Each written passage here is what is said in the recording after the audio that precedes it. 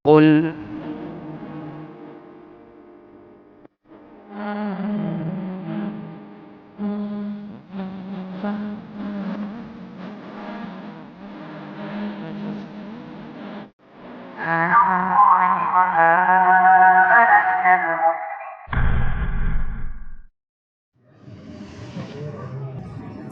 Bismillahirrahmanirrahim. Assalamualaikum warahmatullahi wabarakatuh. Alhamdulillahilladzi hadana li hadza wa ma kunna linahtadiya laula an hadanallah. Laqad ja'at rusulu rabbina bil haqq wa nudu an tilkumul jannah uristumuha bima kuntum ta'malun. Wa asyhadu an la ilaha illallah wahdahu la syarika lah wa asyhadu anna Muhammadan abduhu wa rasuluh. Allahumma shalli ala nabiyyina Muhammad wa ala alihi wa man tabi'ahum bi ihsan ila yaumiddin. Allahumma inna nas'aluka ilman nafi'a wa rizqan thayyiba wa amalan mutaqabbala. Allahumma inna na'udzubika min zawali ni'matik wa tahawuli afiyatik wa fujaati nikmatik wa jami'i sakhatik. Puji syukur kita panjatkan kepada Allah Subhanahu wa taala. Salawat dan salam mungkin-mungkin tercurah kepada junjungan kita Nabi besar Nabi Agung Muhammad sallallahu alaihi wasallam.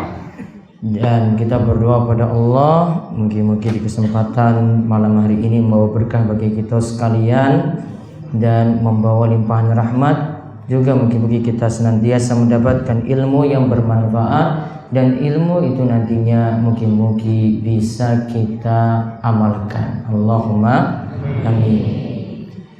Bapak ibu-ibu sekalian, malam hari ini kita akan lanjut dengan pembahasan pada edisi ke-57 malam Kamis Pahing kali ini dengan bahasan kitab Riyadhus Shalihin karya Imam Yahya bin Syaraf An-Nawawi, di mana kita masih dalam kitab Al-Fadhail tentang keutamaan dalam beramal. Di bab 195 keutamaan sholat sunnah rawatib yang mengikuti sholat wajib, dan penjelasan tentang yang paling sedikit, yang paling sempurna dan di antara keduanya. Baik, kita lihat beberapa hadis kali ini. Dari pembahasan nanti ada 3 hadis. Namun sebelumnya, yang pertama ada pengumuman untuk pertanyaan. Nantinya bisa ditujukan lewat nomor HP berikut ini. Yo lali.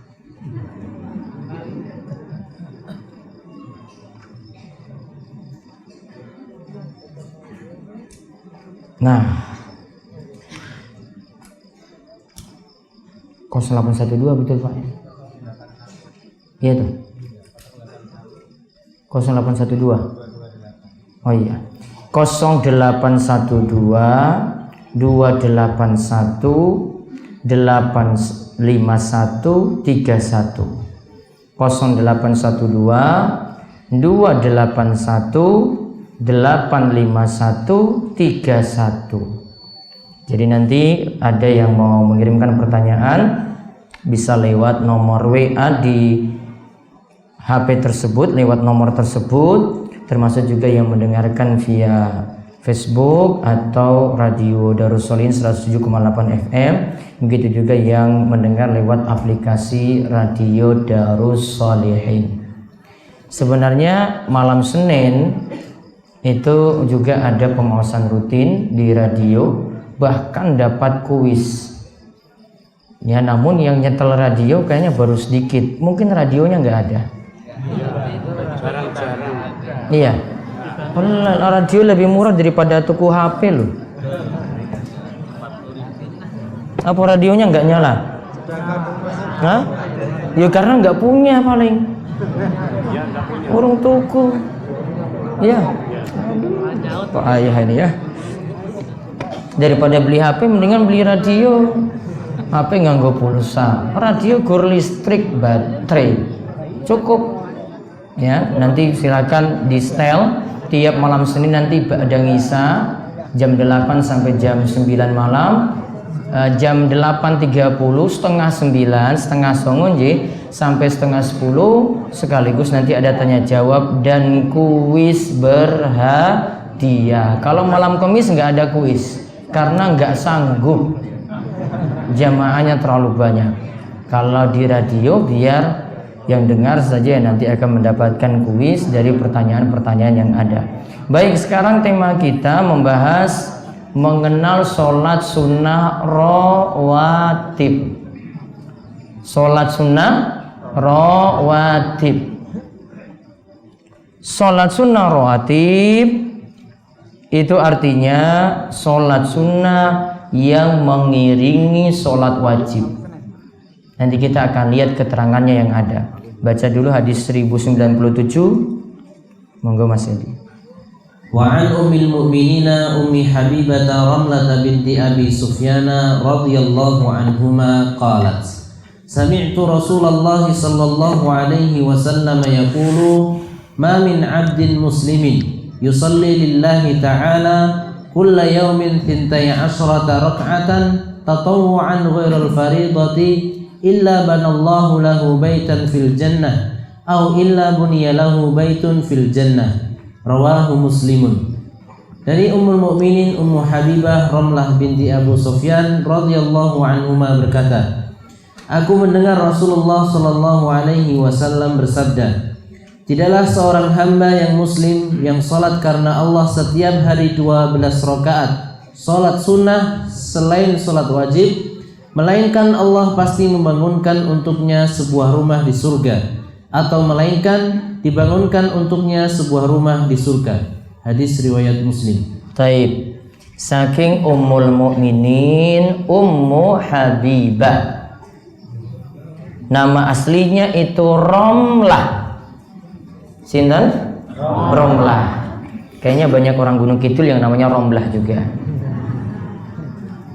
Ramlah ini nama aslinya, dan Ummu Habibah itu punya kedekatan dengan Nabi SAW karena Abu Sufyan itu paman Nabi SAW.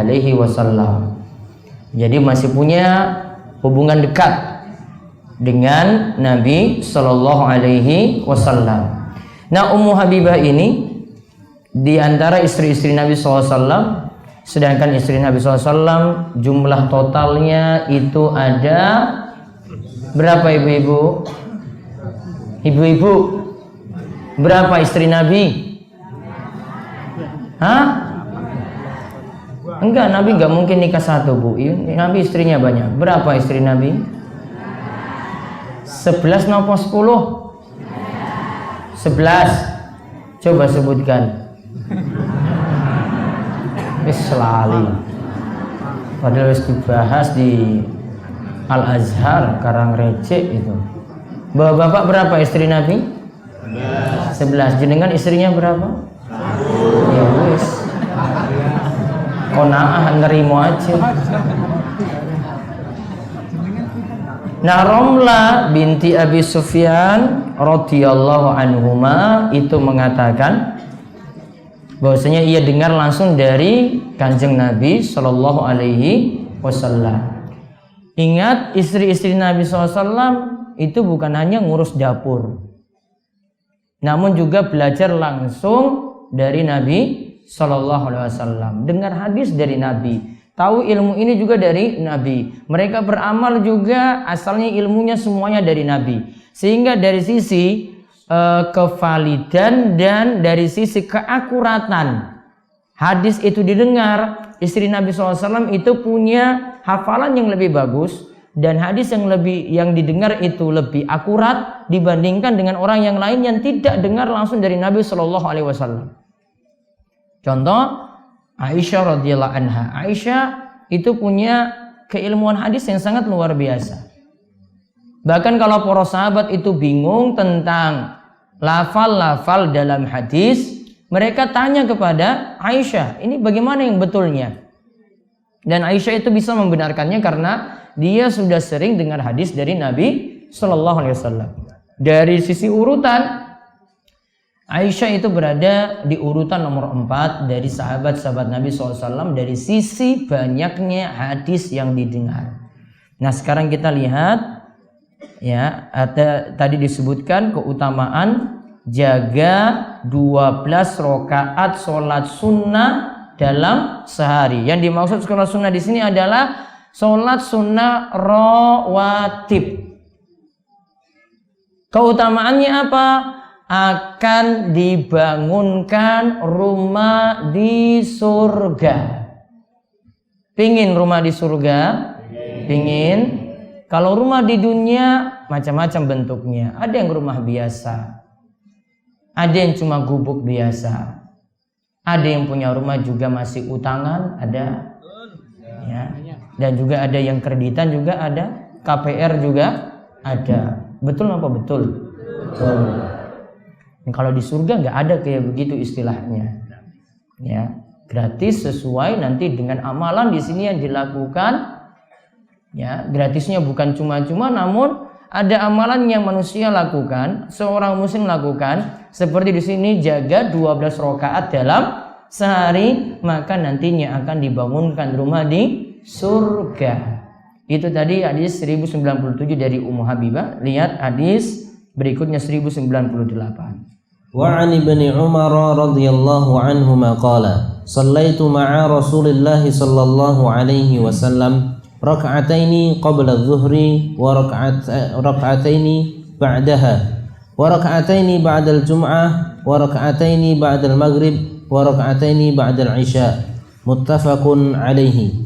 Dari Ibnu Umar radhiyallahu anhuma berkata, aku melaksanakan salat bersama Rasulullah sallallahu alaihi wasallam 2 rakaat sebelum zuhur, 2 rakaat setelahnya, 2 rakaat setelah Jumat, 2 rakaat setelah maghrib, dan 2 rakaat setelah isya. Taib, hadis muttafaqun alaih, riwayat Bukhari dan Muslim. Saking Ibnu Umar radhiyallahu anhuma, ia berkata, aku melaksanakan sholat bersama Rasulullah sallallahu alaihi wasallam. Dan ketika itu Ibnu Umar ini paham kalau Nabi SAW melakukan 2 rakaat sebelum zuhur, 2 rakaat ba'diyah zuhur, 2 rakaat setelah Jumat yaitu setelah Jumatan, 2 rakaat ba'diyah maghrib, dan 2 rakaat ba'diyah ngisya. Nah di sini Bapak ibu-ibu sekalian ada disebut qobliyah zuhurnya kalih rakaat. Nanti kalau kita lihat dalam riwayat yang lainnya qobliyah zuhur sekawan rakaat, 4 rakaat. Di sini juga disebut 2 rakaat setelah Jumatan. Dalam riwayat yang lainnya disebutkan ada 4 rakaat. Dan di sini ada sholat sunnah ba'diyah maghrib kalih rakaat, ada sholat sunnah ba'diyah ngisya kalih rakaat. Kemudian hadis 1099. Wa an Abdullah bin Mughaffal radhiyallahu anhu qala qala Rasulullah sallallahu alaihi wasallam baina kulli adhanaini salatun baina kulli adhanaini salatun baina kulli adhanaini salatun qala fi thalithati liman syaa. Muttafaqun alaihi. Al muradu bil adhanaini al adhanu wal iqamatu. Dari Abdullah bin Mughaffal radhiyallahu anhu berkata, Rasulullah sallallahu alaihi wasallam bersabda, di antara setiap 2 adzan terdapat salat, di antara setiap 2 adzan terdapat salat, di antara setiap 2 adzan terdapat salat. Beliau berkata, pada yang ketiga kalinya bagi siapa yang ingin. Muttafaqun alaihi, hadis riwayat Al-Bukhari dan Muslim. Yang dimaksud 2 azan, ada keterangan setelah itu? Yang dimaksud 2 azan adalah azan dan iqamah. Baik. Hadis ini hadis dari Abdullah bin Mughaffal radhiyallahu anhu. Ia berkata Rasulullah sallallahu alaihi wasallam bersabda, disebut kalimatnya 3 kali. Kalau dalam bahasa Arab disebut kalimatnya diulang 3 kali, ini namanya kalimat ta'kid, yaitu penekanan. Artinya benar-benar ditekankan di sini. Artinya biar yang as-sami pendengar itu paham. Oh, kalimatnya seperti ini. Nabi ulang lagi.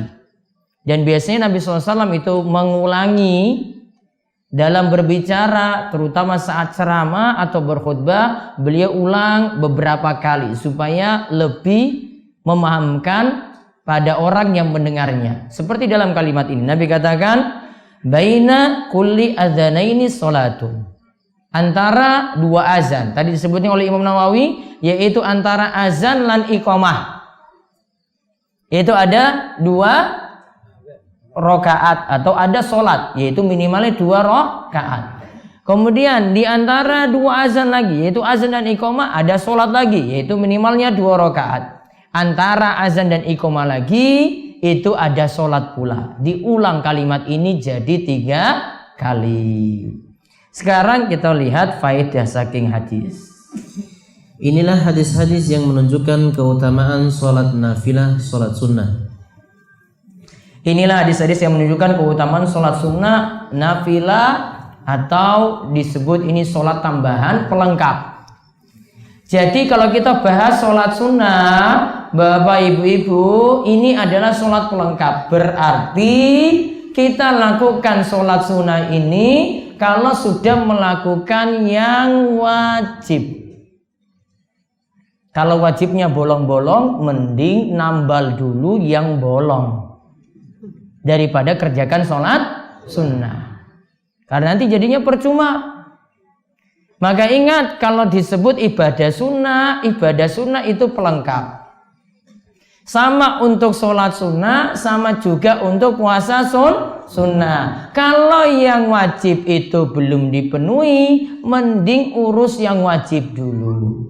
Berarti panjenengan ini belajar sholat sunnah, sholat wajibnya dibereskan dulu. Yang belum tertib subuh, mungkin sadar subuh. Iki wis tertib napa urung ya iki subuh ini? Hah? Subuh jam 4:30 apa jam 4:30? Hah? Apa jadwal saking kemenak itu sudah berubah 4:30 apa 4:30? Hah? Apa 7:30? Kerinan banget iki kalau keterlaluan. Ini kalau belum sadar-sadar juga sholat, ya Allah iki ngajine iki percuma. Apalagi nanti mau dekat dengan bulan Ramadan, jenengan puasa ora sholat, puasanya masalah. Mendingan sekalian gak usah puasa saja. Betul itu. Iya loh, gak usah, ngapain? Puasa ora sholat, ora ditompo loh puasanya ini. Percuma. Percumanya kenapa? Nah itu.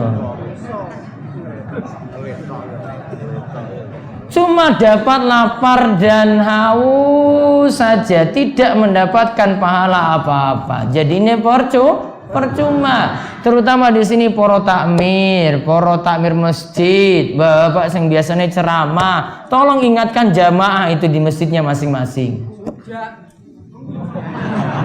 Dibalani terus pak. Iya. Orang guru pisan loh ini. Pon, sampun. Tadi apa tadi terakhir? Hah? Puasa. Nah, puasanya apa?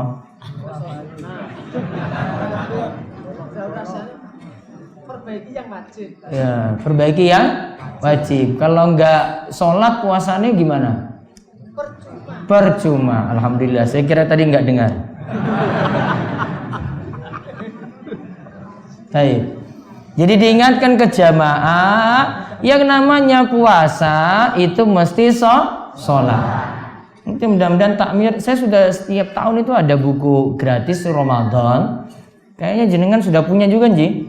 Nah, itu diingatkan dalam buku itu ada keterangan-keterangan yang ada, terutama ketika saya bahas tentang masalah hukum meninggalkan sholat, pengaruhnya juga nanti pada puasa. Jadi, kalau kita bahas sholat sunnah, maka dipentingkan dulu sholat wajib.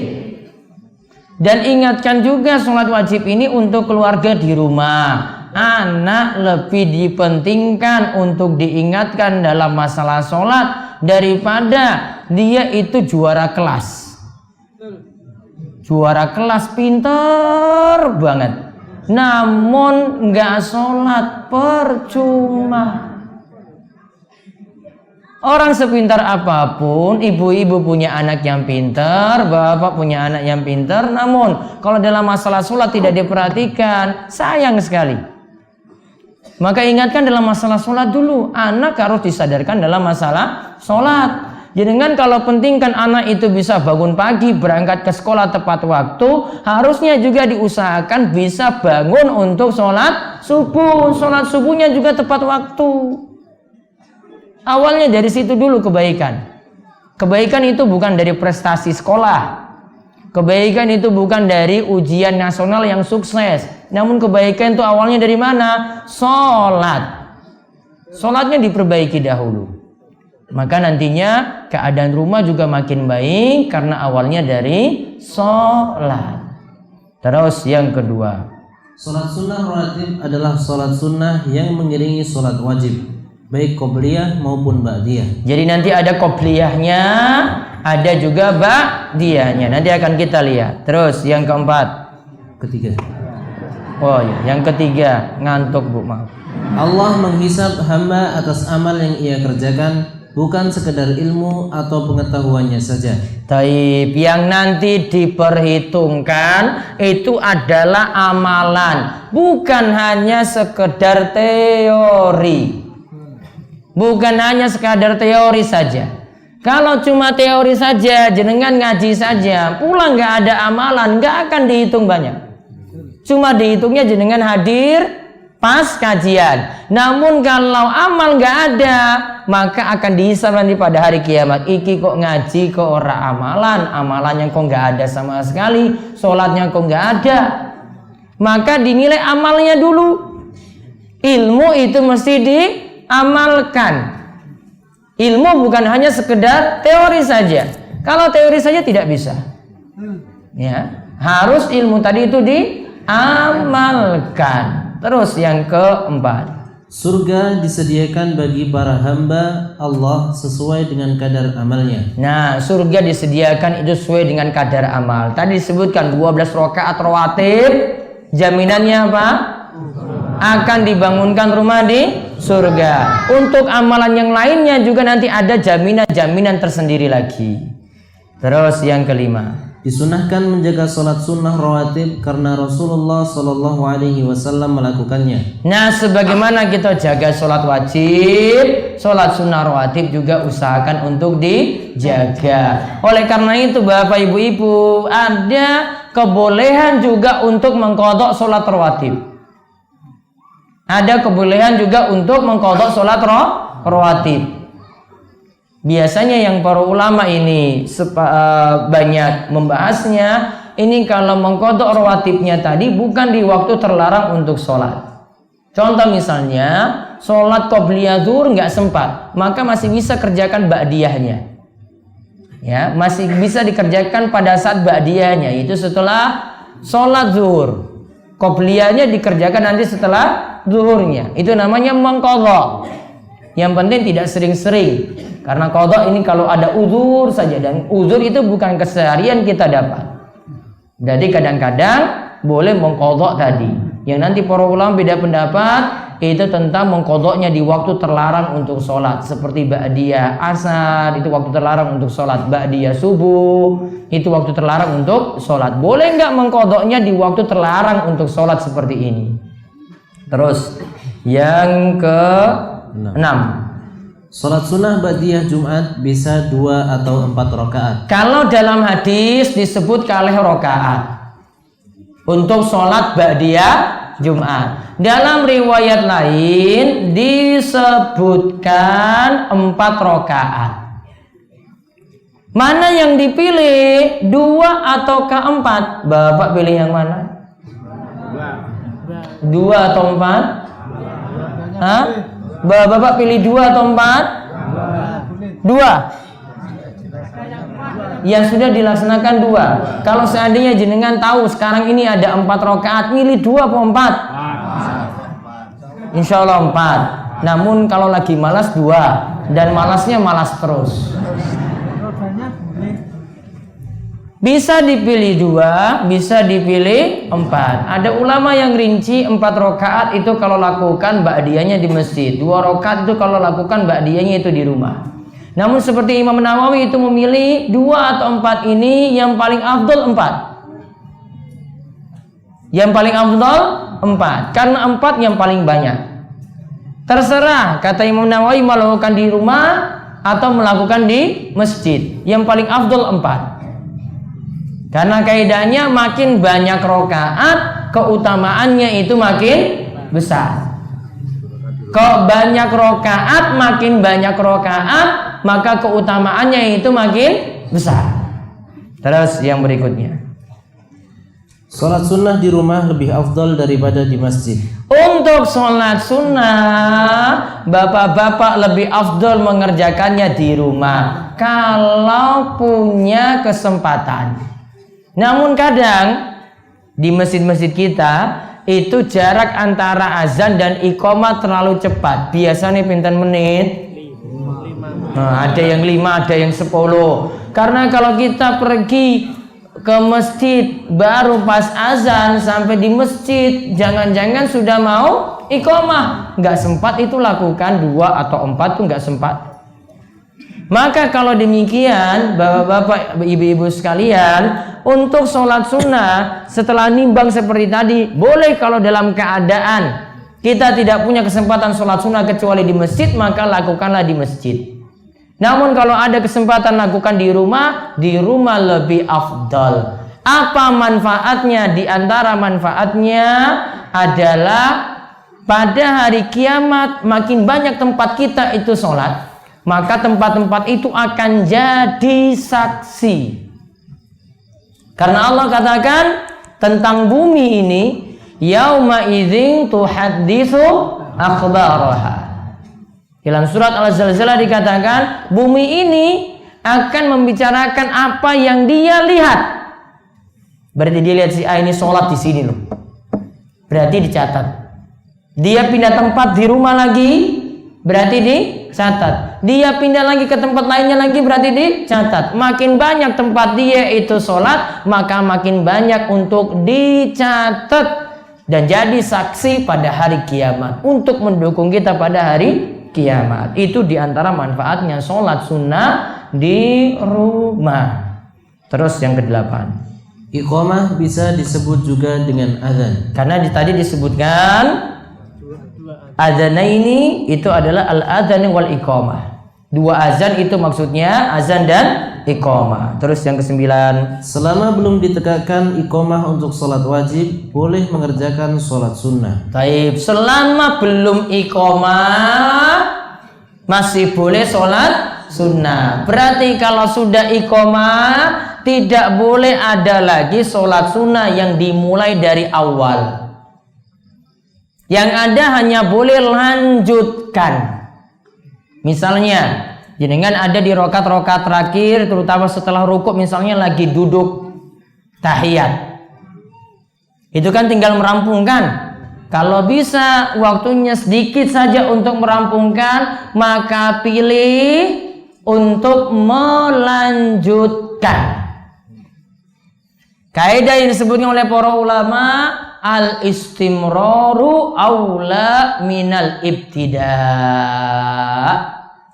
Lanjut itu lebih baik daripada memulai saking awal. Lanjut itu lebih utama daripada mulai dari awal. Dan kaidah ini kadang berlaku umum juga. Kadang kalau bapak ibu-ibu itu ada yang WA saya terus tanya, Ustadz ini saya mau nuntut cerai atau gimana? Saya jawab al-istimraru aula minal ibtida. Lanjut lebih baik daripada mulai lagi dari awal. Ya yang wis tua yo lanjut wae. Wis arek mikir mulai rabi meneh kepiye, Pak. Lanjut lebih baik daripada mulai dari awal. Kalau bisa dilanjutkan, lanjutkan. Itu lebih utama. Dan dalil tentang kaidah ini tadi banyak, ya, diantaranya seperti masalah sholat tadi yang lagi di tahiyat akhir, tinggal melanjutkan. Terus yang berikutnya 10. Asal perintah adalah wajib selama tidak ada pemaling yang mengalihkan ke hukum sunnah. Jadi kalau kita dengan perintah tadi disuruh di antara dua azan itu ada sholat, di antara dua azan ada sholat, baru Nabi katakan liman sya'a, bagi yang mau. Kalau situ digunakan kalimat perintah, maka hukum asal perintah adalah wajib. Contoh kemarin yang kita bahas, Nabi SAW perintahkan makan dengan tangan apa? Kanan. Lafaz hadisnya kul biyaminik, makanlah dengan tangan kananmu. Dalam bahasa Arab kalimat ini adalah kalimat perintah. Karena kalimat ini kalimat perintah, maka dimaknakan wajib. Asalnya itu adalah wajib. Maka perintah untuk makan dengan tangan kanan hukumnya wajib. Berarti kalau tidak ada dalil pemaling, maka kita tetap hukumnya wajib. Artinya kalau makan dengan tangan kiri bukan darurat, maka dihukumi berdosa. Makannya harus dengan tangan apa? Kanan. Contoh, biasanya sik ngangge garpu karo sendok apa? Bakso. Bakso itu bukan dengan dua tangan. Sate juga. Sate sama sontok sama apa ya? Lontongnya. Lontongnya tangan kiri, satenya tangan kanan. Ketahuan rakusnya berarti. Ya, tetap tangan kanan. Ya, mau yang nanti utak-atik minyak itu tangan kiri, pokoknya masukkan dalam mulut dengan tangan kanan. Ada perintah di situ. Hukum asal perintah adalah wajib. Nah, lalu kita lihat jumlah rakaat salat rawatib dalam sehari. Ada dua hadis saking Aisyah dan Ibnu Umar. Dari Aisyah radhiyallahu anha, Nabi sallallahu alaihi wasallam bersabda yang artinya, barang siapa merutinkan salat sunnah 12 rakaat dalam sehari, maka Allah akan membangunkan baginya sebuah rumah di surga. 12 rakaat tersebut adalah 4 rakaat sebelum zuhur, 2 rakaat sesudah zuhur, 2 rakaat sesudah maghrib, 2 rakaat sesudah sunnah, dan 2 rakaat sesudah isya, dan 2 rakaat sebelum subuh. Hadis riwayat Tirmidzi. Ada berapa rakaat di sini? 12. Lihat ya rinciannya saking sholat zuhur. 4 rakaat qobliyah zuhur. Tambah lagi 2 rakaat ba'diyah zuhurnya. Kemudian lompat ke maghrib, 2 rakaat ba'diyah maghrib. Terus lompat lagi ke isya, 2 rakaat ba'diyah nisa. Terus tambah lagi 2 rakaat qobliyah subuh. Coba saking zuhur, pinten rakaat? Qobliyah zuhur sekawan rakaat. Terus ba'diyah zuhur kalih rakaat. Asar kosong dulu. Ya, terus ba'diyah maghrib kalih rakaat. Terus ba'diyah nisa sudah 10 rakaat. Ya, terus qobliyah subuh jadinya 12 rakaat. Ya, jaminannya apa 12 rakaat tadi? Kalau rutin. Berarti kalau enggak rutin ya enggak. Kalau rutin akan dibangunkan rumah di surga. Lihat lagi saking Ibnu Umar. Dari Ibnu Umar radhiyallahu anhuma, beliau mengatakan yang artinya, aku menghafal dari Nabi sallallahu alaihi wasallam 10 rakaat sunnah rawatib, yaitu 2 rakaat sebelum zuhur, 2 rakaat sesudah zuhur, 2 rakaat sesudah maghrib, 2 rakaat sesudah isya, dan 2 rakaat sebelum subuh. Hadis riwayat Bukhari. Saking Ibnu Umar bedanya 10. 10 itu apa saja? Cuma zuhurnya 2 rakaat qobliyahnya, yang lainnya sama. Berarti kesimpulannya sholat rawatib bisa 10 totalnya sehari atau bisa 12. Mana yang lebih bagus?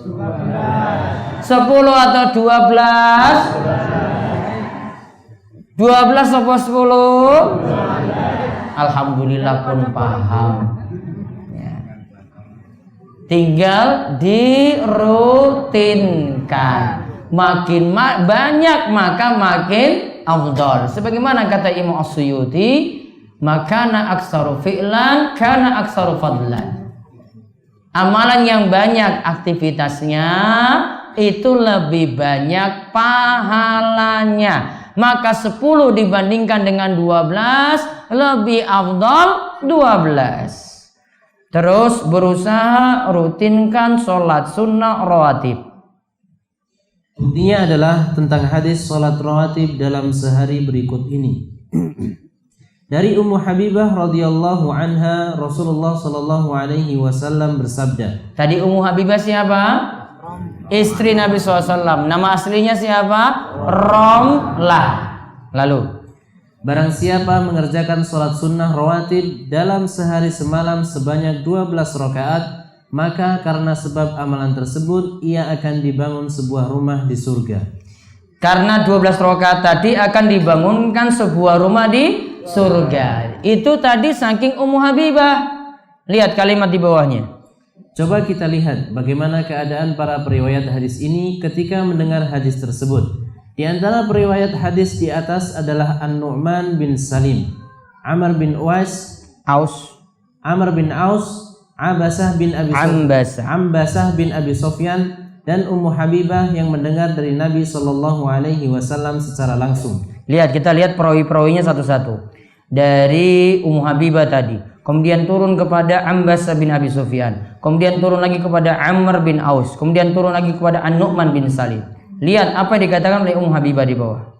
Ummu Habibah mengatakan, aku tidak pernah meninggalkan sholat sunnah 12 rakaat dalam sehari sejak aku mendengar hadis tersebut langsung dari Rasulullah Sallallahu Alaihi Wasallam. Lihat, Ummu Habibah nggak pernah bolong-bolong lagi. Setelah tahu 12 rakaat dalam sehari, dia jaga ajak, jaga rutin. Cuma dengar hadis saja. Kita kadang dengar bolak-balik, nggak pernah lakoni. Nggak pernah rutinkan, nggak pernah kerjakan, cuma teori. Kalau sahabat itu dengar ilmu langsung amalkan, nggak banyak teori. Terus Ambasah mengatakan, aku tidak pernah meninggalkan sholat sunnah 12 rakaat dalam sehari sejak aku mendengar hadis tersebut dari Ummu Habibah. Dari Ummu Habibah ke bawahnya namanya Ambasah bin Abi Sofyan. Dia juga sama, ketika dengar hadis tersebut langsung amalkan tadi 12 rakaat dalam sehari, tidak pernah tinggalkan. Terus di bawahnya lagi Amr bin Aus mengatakan, aku tidak pernah meninggalkan sholat sunnah 12 rakaat dalam sehari sejak aku mendengar hadis tersebut dari Ambasah. Amr bin Aus juga sama di bawahnya, dengar hadis tadi langsung amalkan, gak pernah ditinggalkan 12 rakaat dalam sehari. Terus yang terakhir, An-Nu'man bin Salim mengatakan, aku tidak pernah meninggalkan sholat sunnah 12 rakaat dalam sehari sejak aku mendengar hadis tersebut dari Amr bin Aus. Taib, ini hadis riwayat Muslim. Periwayatan seperti ini namanya hadis musalsal. Musalsal itu artinya berantainya sama. Ini ngomong A, di bawahnya niru lagi A. Ini ngomong lagi A, di bawahnya lagi niru A. Ini lagi niru lagi, terus seperti itu. Itu namanya hadis musalsal. Seperti misalnya hadis yang mengajarkan doa ini dibaca ba'da salat, Allahumma a'inni ala dzikrika wa syukrika wa husni ibadati. Hadis ini disampaikan ke bawahnya, Rasulullah SAW itu sampaikan dulu kepada yang meriwayatkan hadis ini, wahai Muaz, aku sangat senang sekali jika kamu membaca doa ini setiap ba'da salat. Aku mencintaimu, aku senang sekali jika doa ini kamu baca di saat ba'da sholat. Allahumma inni ala dzikrika wa syukrika wa husni ibadatik. Muat sampaikan di bawahnya kayak gitu lagi. Saya dengar hadis ini dari Rasulullah SAW, dia katakan, aku senang sekali jika kamu itu membaca dua ini ba'da sholat, yaitu Allahumma inni ala dzikrika wa syukrika wa husni ibadatik. Orang yang berikutnya sampaikan sama terus sampai dapat ke penulis hadis. Maka kadang penulis hadis nyampaikan seperti itu juga sampai ke kita. Itu namanya hadis apa tadi? Musalsal. Jadi ada yang penyampaiannya sambil senyum. Orang yang nyampaikan hadis di bawahnya juga senyum juga. Ya. Kalau dia sambil berdiri, nyampaikannya juga sambil berdiri ke bawahnya. Berdiri lagi. Terus, kok kamu berdiri? Oh, yang nyampaikan guru saya dulu juga nyampaikan sambil berdiri. Itu namanya hadis musalsal. Ada beberapa hadis tentang ini, ya, riwayat-riwayatnya juga bisa diperoleh dari beberapa ulama, dan itu ada sanadnya langsung sampai Nabi Shallallahu Alaihi Wasallam. Kemudian pembahasan terakhir, cukup sholat sunnah rawatib, tahiyatul masjid sudah masuk di dalamnya. Ini pembahasan baru, nanti diperhatikan penjelasannya seperti apa. Lihat fatwa dari Syekh Muhammad bin Shalih Al Utsaimin. Monggo. Syekh Muhammad bin Shalih Al Utsaimin rahimahullah pernah ditanya, wahai Syekh yang mulia, apakah 2 rakaat sholat duha bisa digabungkan dengan sholat sunnah tahiyatul masjid? Baik, apakah sholat duha bisa gabung dengan sholat tahiyatul masjid? Tahiyatul masjid artinya apa? Sholat ketika masuk masjid. Digabungkan dengan sholat apa di sini ditanyakan? Duha. Yang ditanya ulama besar Saudi Arabia di masa silam, pakar fikih, namanya Syekh Muhammad bin Shalih Al Utsaimin. Dia punya majelis setiap hari Kamis. Kamis pagi itu biasanya Saudi libur, kemudian dia buka, orang-orang atau murid-muridnya itu datang, dia kasih kajian sebentar, setelah itu yang banyaknya tanya jawab. Ya, setelah itu banyaknya itu apa? Tanya jawab. Dibuka nanti yang ini tanya apa 1, ini tanya apa 2, tanya apa 3, sampai sekitar ada 250-an kaset untuk tanya jawab ini. Ya, dulu saya pernah punya kaset-kasetnya, namun sekarang sudah dalam bentuk CD. Ya, dulu bukan kasetnya kayaknya, punya CD-nya. Ya, CD-nya itu ada dan sekarang sudah dibukukan juga, jadi lebih mudah untuk dikaji. Nah, di antara fatwanya dimuatkan seperti ini. Kita lihat jawaban beliau, boleh nggak gabung? Yaitu gabungkan sholat apa? Duha dan tahiyatul masjid. Jawaban beliau rahimahullah. Misalnya seseorang masuk masjid pada waktu duha, lalu ia berniat melaksanakan sholat duha, sholat sunnah duha, maka sholat tahiyatul masjid sudah masuk di dalamnya. Nah, lihat, kalau niatannya langsung masuk masjid, langsung sholat duha, maka sholat tahiyatul masjid sudah masuk dalam sholat duha, tanpa dia spesialkan niatan sholat tahiyatul masjid, langsung saja sholat duha, maka tahiyatul masjid sudah masuk. Alasannya lihat berikutnya. Begitu pula ketika masuk, lalu ia melaksanakan sholat rawatib, maka sholat tahiyatul masjid juga sudah termasuk di dalamnya. Kalau kita sholat rawatib juga, sholat tahiyatul masjid sudah masuk di dalamnya. Jika kita masuk masjid langsung sholat rawatib. Terus misalnya seseorang melaksanakan sholat rawatib qabliyah zuhur, subuh, atau rawatib qabliyah zuhur. Qabliyah subuh berapa rakaat? 2. Sholat rawatib qabliyah zuhur tadi berapa? 4. Namun kan dikerjakan nanti kalih rakaat salam. Karena Nabi SAW mengatakan sholatul laili wan nahar masna. Dalam hadis riwayat kitab Sunan, Nabi katakan sholat malam dan siang hari. Untuk sholat sunnahnya 2 rakaat salam, 2 rakaat salam. Terus, maka sholat tahiyatul masjid pun tercakup di dalamnya. Akan tetapi sebaliknya, sholat tahiyatul masjid tidak bisa mencukupi sholat rawatib. Nah, namun kalau dia masuknya gini, saya masuk masjid, langsung sholat tahiyatul masjid. Jadi niatannya kalau tahiyatul masjid, rawatib belum masuk. Namun kalau niatannya itu sholat rawatib, tahiyatul masjid sudah masuk. Lanjut. Seandainya seseorang masuk masjid setelah dikumandangkan azan zuhur, lalu ia berniat laksanakan sholat tahiyatul masjid, maka ini tidak bisa mencakup sholat rawatib. Nah, jadi tidak bisa sebaliknya. Kalau mau simpel, sederhana, apalagi panjenengan itu orang sibuk. Sibuk buatan Pak? Sibuk. Ibu-ibu sibuk? Nah, apalagi sibuk, maka cukup 2 rakaat rawatib saja sudah masuk dalamnya tahiyatul masjid. Bahkan cukup 2 rakaat rawatib saja masuk dalamnya juga sholat sunnah wudhu.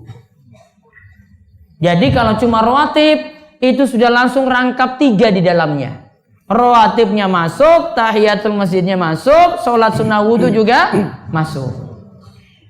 Itu kalau ngaji paham. Kalau orang ngaji, orang paham-paham. Amalannya banyak, belum tentu diterima. Namun kalau sudah ngaji, amalannya sedikit saja. Cuma 2 rakaat ini loh. Namun dia mainkan niat di situ. Niat tahiyatul masjid masuk, sholat sunnah wudhu juga masuk. Amalannya nggak perlu banyak-banyak. Daripada banyak-banyak, ya. Yang ini sederhana, waktu kita lebih ringkas daripada banyak waktu itu habis. Lihat di bawahnya lagi. Berarti maksud Syekh Ibnu Utsaimin rahimahullah, cukup seseorang melakukan sholat rawatib 2 rakaat, maka sholat tahiyatul masjid sudah ada di dalamnya. Karena dalam hadis cuma mengatakan lakukan 2 rakaat ketika masuk masjid. Kan dalam hadis cuma katakan lakukanlah 2 rakaat ketika masuk masjid. Berarti ketika masuk masjid saya bisa langsung sholat rawatib itu juga sama 2 rakaat. Coba kita lihat hadisnya. Dari Abu Qatadah bin Rabi'i al-Ansari al-Ansari radhiyallahu anhu, Rasulullah sallallahu alaihi wasallam bersabda, "Idza dakhala ahadukumul masjida fala yajlis hatta yusalliya raka'ataini." Jika salah seorang di antara kalian memasuki masjid, janganlah ia duduk sampai mengerjakan salat 2 rakaat. Baik, disuruh masuk masjid lakukan 2 rakaat. Bisa jadi kita langsung sholat rawatib sama-sama juga 2 rakaat. Maka sholat tahiyatul masjid sudah ada di dalam sholat rawatib. Wallahu waliyut taufik wassadad. Hanya Allah yang berikan taufik dan hidayah. Mugi-mugi penuh berkah dan bisa diamalkan. Baik. Ada pertanyaan saking radio wonten? Dibaca dulu dari radio sambil nunggu kertas. 9 pertanyaan. Baik. Pertama, dari Marsudi Pakamunar, bolehkah menggabungkan sholat fajar, qobliyah subuh dan tahiyatul masjid dalam satu sholat? Qobliyah subuh dan tahiyatul masjid. Cukup niatkan qobliyah subuh, maka tahiyatul masjid masuk di dalamnya, gitu. Yang kedua. Yang kedua, saya pernah melihat bapak-bapak sholat hanya menggunakan sarung tanpa memakai baju atasan. Bagaimanakah penjelasannya? Tidak sopan. Kenapa tidak sopan? Rasulullah SAW itu katakan, kalau kamu itu sholat, bagian pundakmu itu ditutup, pundaknya ditutup, nggak cukup dengan sarung. Apa pernah bapak-bapak ngadap Pak Lurah dengan sarung gitu saja, atas tuh nggak ada? Datanglah mau minta sesuatu sama Pak Lurah, ini nggak usah Pak Presiden, Pak Lurah saja, bisa? Boleh nggak kayak gitu? Wah, nggak sopan. Ya makanya disuruh, Nabi SAW suruh dalam hadis, tutup pundak, sehingga nggak cukup hanya nutup aurat. Hadis tadi tentang perintah nutup pundak, hadis riwayat Bukhari dan Muslim. Ada lagi? Iya, Ustadz, bagaimana cara pelaksanaan sholat hajan dan kapan waktu yang paling tepat Sholat melaksanakannya? hajat, wallahu a'lam, para ulama beda pendapat, ada yang sahihkan, ada yang doifkan hadisnya. Yang tepat hadisnya sahih cukup 2 rakaat. Ya, cukup 2 rakaat saja. Untuk masalah pelaksanaannya bebas. Nanti kapan-kapan saya bahas sholat hajat secara khusus. Wallahu a'lam. Iya, selanjutnya apa itu mutafakun alaih? Muttafaqun alaih yang tadi ada kalimat selanjutnya Bukhari Muslim.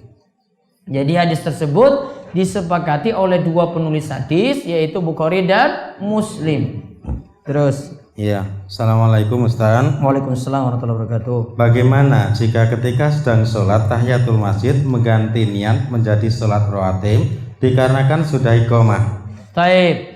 Dia ganti saking tahiyatul masjid diganti dengan rawatib, tidak boleh. Karena rawatib lebih tinggi daripada tahiyatul masjid. Ganti niat dari yang rendah ke tinggi tidak boleh. Yang tinggi ke rendah boleh. Contoh rawatib ganti tahiyatul masjid boleh. Karena rawatib lebih tinggi daripada tahiyatul masjid. Ada lagi?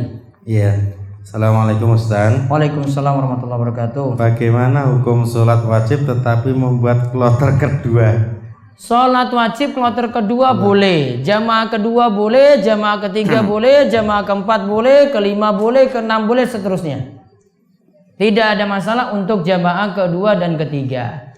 Bukti bahwasanya ini dibolehkan, Nabi SAW pernah setelah selesai sholat lihat ada sahabat yang telat sholatnya. Lantas karena kasihan dia belum sholat berjamaah, Nabi SAW minta sahabat yang lainnya, siapa yang mau bersedekah untuk orang yang belum sholat jamaah ini? Berarti menunjukkan masih bolehnya lagi jamaah yang kedua. Jamaah kedua itu dibolehkan, ketiga dibolehkan, dan seterusnya. Terus? Iya. Apakah ketika sholat sunat witir tertabrak adzan subuh, haruskah diselesaikan sampai salam? Padahal adanya mendahului jadwal sholat yang ditetapkan. Oh, azannya lebih cepat daripada waktu yang ditetapkan. Berarti azannya keliru. Ya, tetap lanjut. Kalau azannya tepat waktu baru berhenti. Wallahu a'lam. Terus? Ya. Bolehkah kita menghadiri undangan dari bank konvensional? Di dalamnya ketika menghadiri kita dapat uang transport kehadiran. Apakah uang transport tersebut halal atau haram Ustaz? Baik. Kalau jadi nasabah nggak boleh nerima. Wallahu a'lam. Lanjut. Ya Ustaz, bagaimana jika ketika sedang sholat tahiyatul masjid mengganti niat menjadi sholat rawatib dikarenakan sudah iqomah? Tadi sudah. Iya. Ini kirimnya 2 kali Ustaz tadi. Ini tidak mengada-ada. Iya, paketannya banyak gitu berarti. 6 dari SMS. Nanti kalau Ustaz sudah, kami pun juga tidak akan membacakan lagi. Pak, mohon dijawab. Penting sekali. Iya, gimana jika sholat rawatib Jumat dikomandoi dari muadzin yang adzan kedua kali? Hukumnya bagaimana? Taib rawatib Jumat kalau qobliyah, wallahu a'lam, pendapat yang paling tepat qobliyah Jumat nggak ada. Yang ada cuma ba'diyah Jumat saja. Qobliyah Jumat itu tidak ada. Yang ada kerjakan kali rakaat salam, kali rakaat salam, kali rakaat salam sampai khotib naik mimbar. Bukan istilahnya qobliyah. Yang ada cuma ba'diyah. Tadi entah 2 atau 4. Ya, beda ya. Kalau qobliyah zuhur ada, namun kalau qobliyah Jumat tidak ada. Kalau kita itu telat datang ke masjid, tahiyatul masjid saja langsung. Bukan lagi qobliyah Jumat. Sama seperti yang azan 2 kali, Jumatannya azan 2 kali, juga niatannya sebenarnya bukan qobliyah Jumat, cuma sholat sunnah mutlak saja sampai imam naik mimbar. Ada lagi? Iya. Berhubung masih banyak pertanyaan lewat kertas, mungkin dari SMS. Ya, saya umumkan dulu beberapa pengumuman. Nggak boleh ibu-ibu bubar. Suaminya di sini Bu, nggak usah pulang. Tunggu. Di rumah juga nggak ada kerjaan. Pertama, untuk infak kajian bulan April pekan pertama untuk malam Kamis terakhir kemarin 4.360.000. Mugi-mugi penuh berkah. Terus yang di Karangreje itu 2.298.000. Kalau ada yang menyumbang banyak, alhamdulillah. Kalau nyumbangnya pas-pasan, alhamdulillah. Mugi-mugi semuanya dibalas oleh Allah Subhanahu wa taala. Kemudian untuk hari Jumat, ba'da sholat Jumat, insyaallah untuk warga Purwosari, Giri Cahyo ada pengaosan rutin setiap Jumat Pon di Masjid Al-Amin Gabuk. Betul nggih? Baik. Kemudian untuk malam Sabtunya tetap ada seperti biasa. Jumat sorenya juga di pesantren juga ada pelajaran untuk ibu-ibu, pelajaran tafsir surat Al-Fatihah. Kemudian malamnya malam Sabtu Sirah Nabawiyah. Kemudian hari Sabtu nggak ada jadwal. Saya ke Jakarta. Mau ikut? Betul sah. Hari Ahad besok itu Ahad Kliwon, paginya saya tidak ngisi di Karangtengah. Karangtengah diundur jamnya jam 12.30 sampai menjelang sholat ngasar. Yang sebelumnya diberitahu malam Senin diubah jam 12.30 sampai menjelang ngasar. Kemudian paginya ya saya ngisi di Pogung, di Masjid Pogung Dalangan.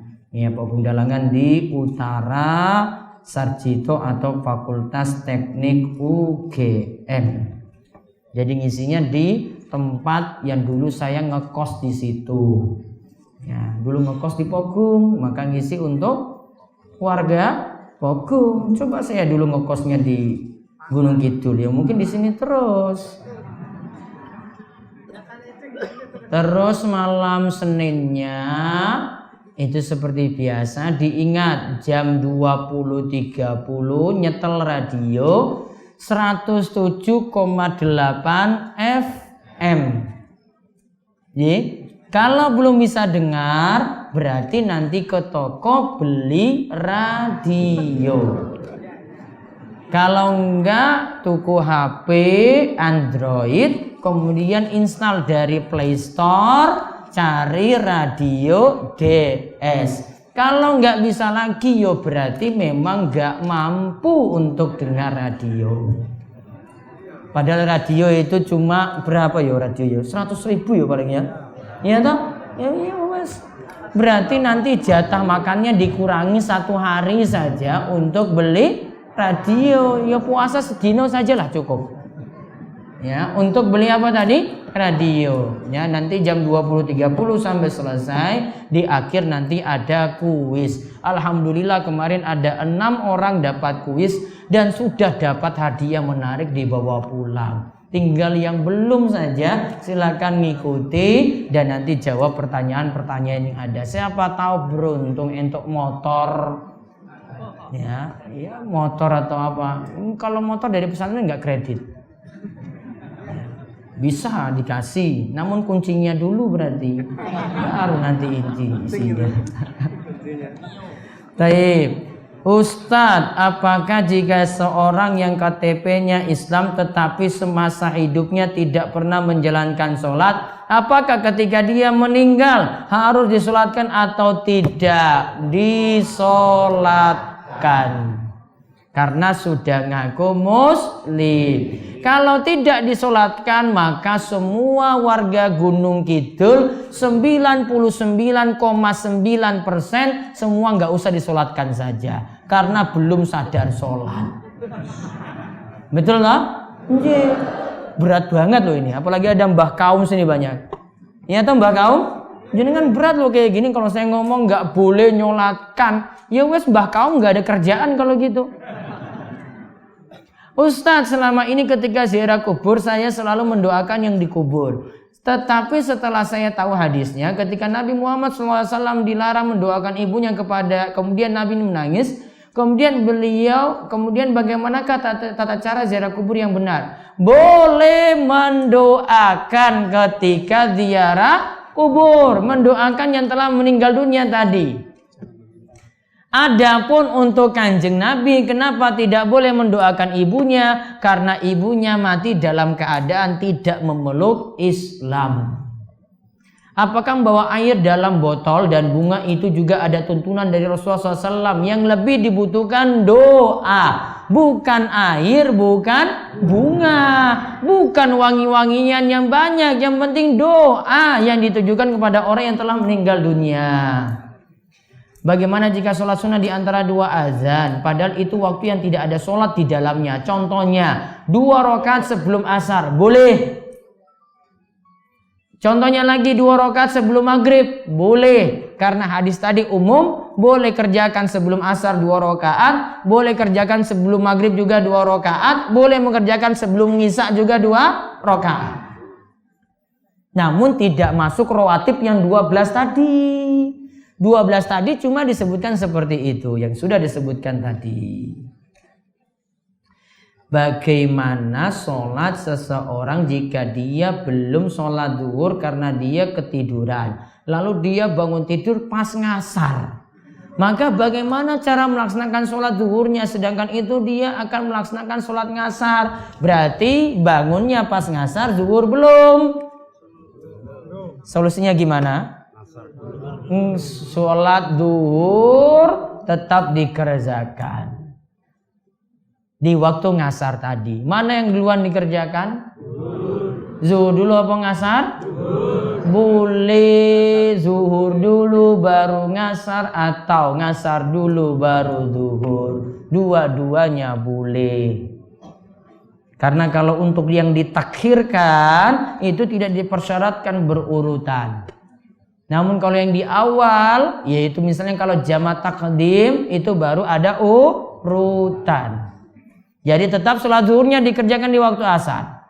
Tidak boleh ditunda-tunda lagi, langsung. Dan itu adalah kafarah untuk dia tadi luput dari sholat zuhurnya karena ketiduran. Apa hukum sholat tarawih 4 rakaat 1 kali salam? Sholat tarawih itu ada macam-macam. Ada yang 11 rakaat 2.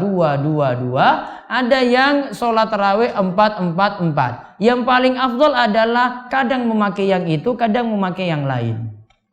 Jadi bervariasi. Boleh lakukan 4, boleh lakukan 2. Semuanya punya riwayat dan boleh melaksanakan semuanya. Apakah boleh sholat ba'diyah ngisya namun berjarak beberapa jam setelah sholat ngisya? Misal ngisyanya jam 7, rawatibnya jam 9. Boleh, selama waktu sholat ngisya belum rampung. Mengapa tidak ada qobliyah ngasar maghrib ngisya? Boleh tadi sesuai dengan hadis, ya, baina kulil azanaini sholatun, di antara 2 azan yaitu azan dan iqamah itu ada sholat. Berarti boleh sholat qobliyah ngasar, boleh maghrib, boleh ngisya. Apakah orang yang meninggalkan sholat hanya 1 kali, misal asar, apakah dikatakan kafir? Yang jelas bahaya. Bahayanya bagaimana? Kata Nabi SAW, siapa yang meninggalkan sholat asar, faqad habita amalu, maka amalnya pada hari itu terhapus. Padahal cuma 1 sholat saja yang ditinggalkan.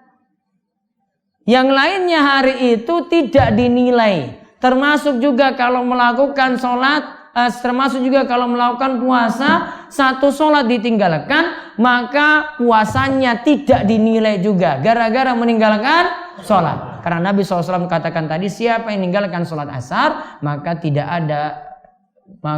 terhapuslah amalnya. Di masjid terlanjur duduk, bolehkah berdiri lagi tahiyatul masjid? Kalau sudah duduk tidak ada lagi tahiyatul masjid. Kalau duduknya sudah terlalu lama. Kaum muhajirin dan ansor pada zaman Nabi, apakah sama-sama kaum ansor sekarang ini? Apakah sama dengan kaum Ansor sekarang ini? Kaum Muhajirin itu yang berhijrah saking Mekah ke Madinah. Ansor itu penduduk Madinah asli. Kebetulan saudara ada acara kirim doa untuk keluarga yang sudah meninggal dunia dan seterusnya. Terus apakah makanannya itu boleh dimakan ataukah tidak? Wallahu a'lam. Ditunda dulu. Apa benar seorang istri tidak boleh meninggalkan rumah suami selama 3 hari berturut-turut? Kalau memang benar, apa dasarnya? Hadisnya atau Quran ayat berapa? Apa benar seorang istri tidak boleh meninggalkan rumah suami selama 3 hari berturut-turut? Kalau orang pamit yo masalah. Iya, harus pamit ini. Ini kan gak jelas nih pertanyaannya. Ya masa pergi gitu saya 3 hari nggak balik-balik, nggak boleh. Apa ada tuntunannya membaca la ilaha illallah dalam hitungan tertentu, misal 100 kali setelah sholat? Yang ada 1 hari baca la ilaha illallah wahdahu la syarikalah lahul mulku wa lahul hamdu wa huwa ala kulli syai'in qadir. Baca 100 kali.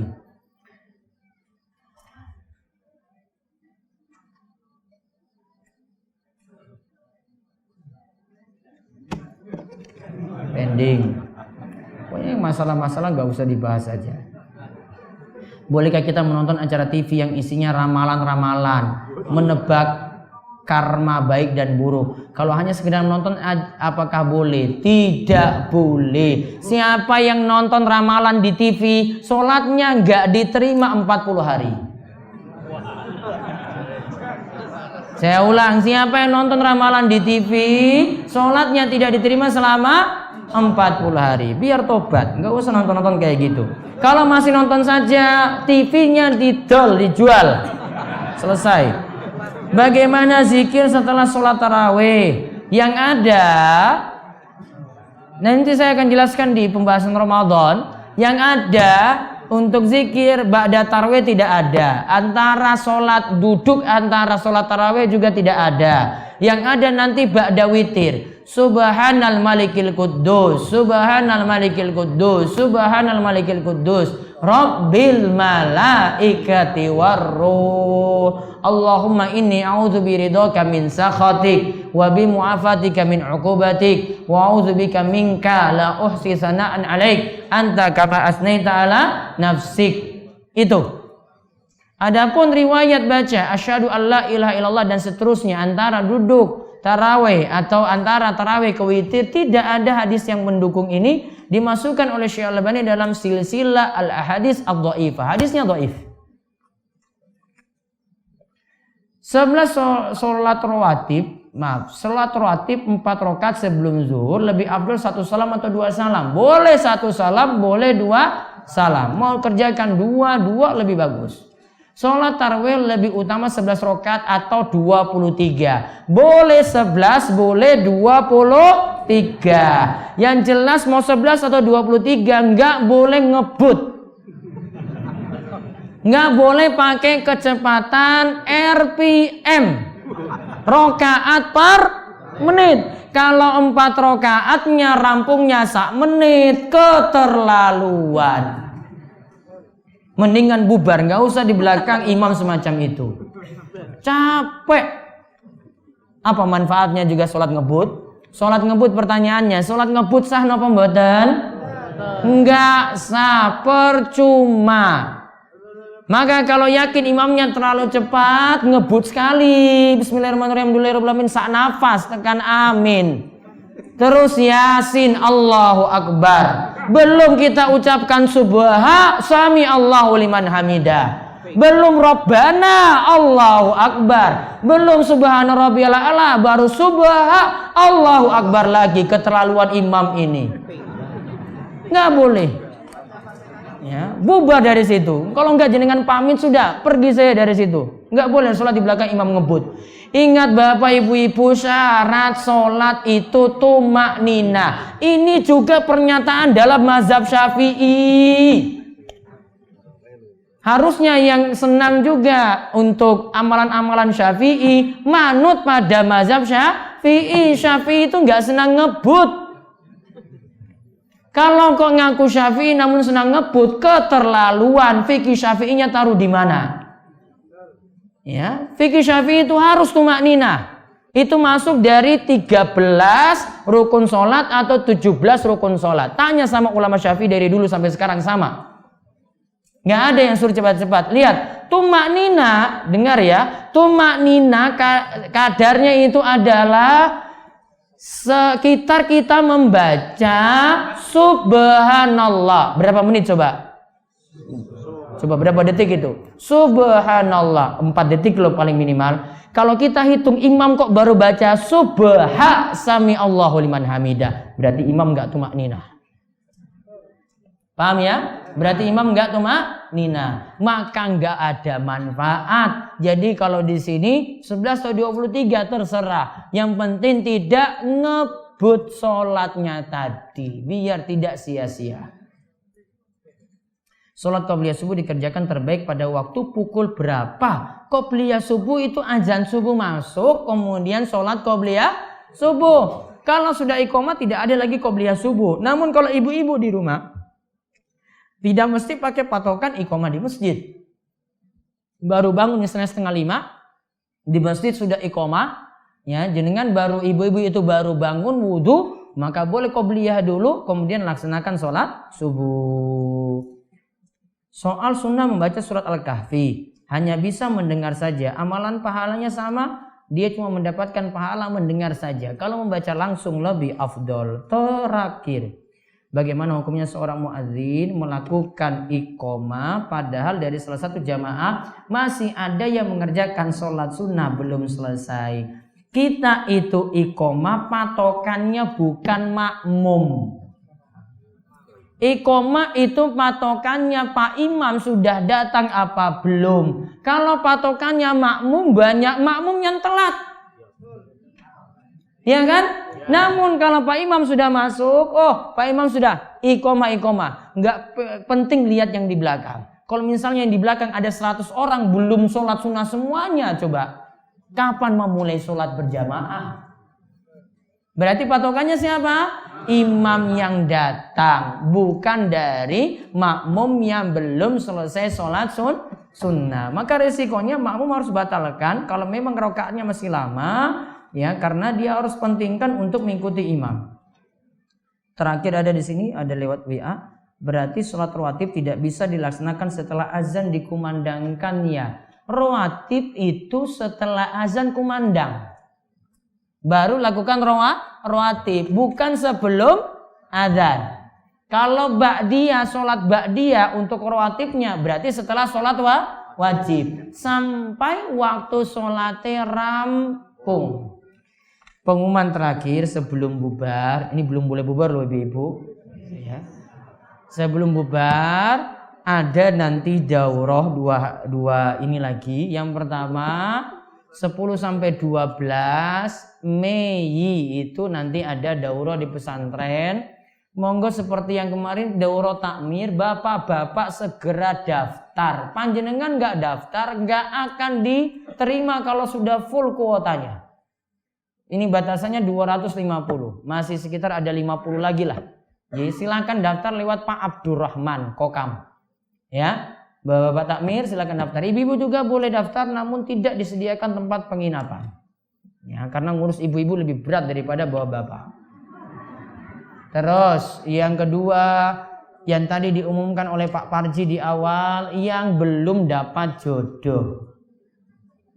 Tanggal 12 Mei hari Sabtu itu nanti ada seminar pranikah. Yang sudah dapat jodoh nggak boleh ikut lagi.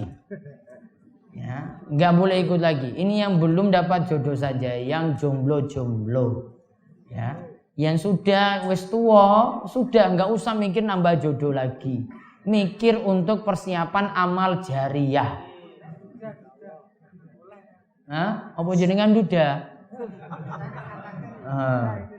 Pokoknya nggak urus yang duda-duda, rondo-rondo nggak dulu. Ini mengurus yang jomblo-jomblo dulu. Ya, itu saja. Nanti pengumumannya akan nyusul berikutnya. Silahkan untuk yang 10 sampai 12 Mei tadi, silahkan untuk daftar. Dan diingat hari Ahad itu kajian di Karangtengah jam 12.30. Ahad pagi tetap ada seperti biasa di pesantren kajian Bulughul Maram. Kita tutup kalian doa kafaratul majelis, monggo. Subhanakallahumma bihamdika asyhadu an la ilaha illa anta astaghfiruka wa atubu ilaik. Assalamualaikum warahmatullahi wabarakatuh. Hati-hati jalani licin, pelan-pelan ketika pulang.